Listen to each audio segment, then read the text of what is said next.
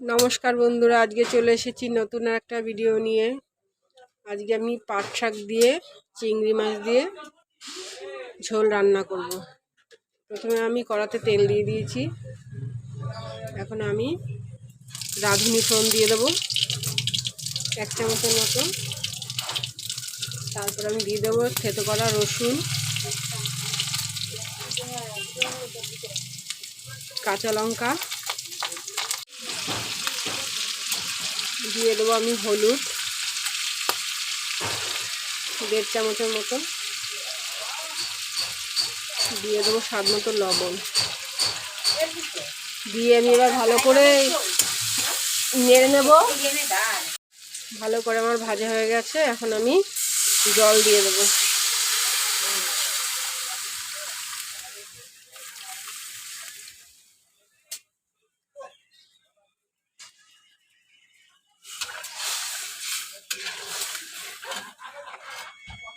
জল দেওয়া হয়ে গেছে।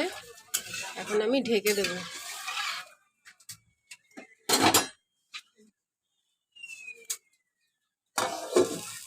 ফুটে গেছে। এখন আমি পাট শাক কেটে ধুয়ে বেছে রেখেছিলাম, দিয়ে দেব।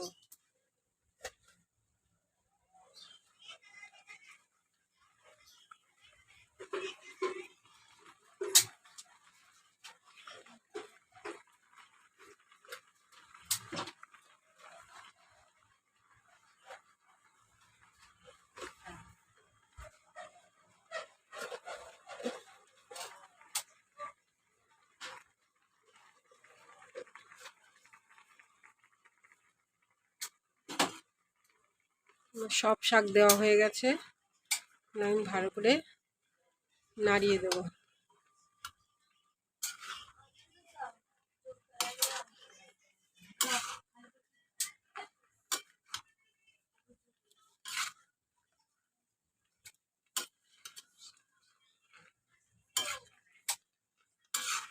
এবার আমি আবার ঢেকে দেব।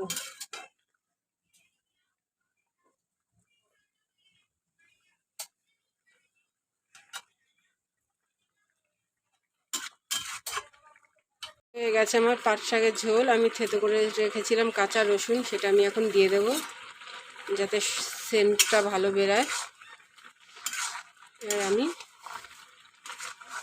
নামিয়ে নেব। তোমরা চাইলে এইভাবে করে খেয়ে দেখতে পারো, বেশ ভালোই লাগে। আর যদি ভালো লাগে তাহলে লাইক করো, কমেন্ট করো, শেয়ার করো। হয়ে গেছে আমার পাট শাক চিংড়ি মাছ দিয়ে ঝোল। আপনারা চাইলে এইভাবে করে খেয়ে দেখতে পারেন। দেখতে দেখুন কত সুন্দর হয়েছে। আজকের মতো টাটা।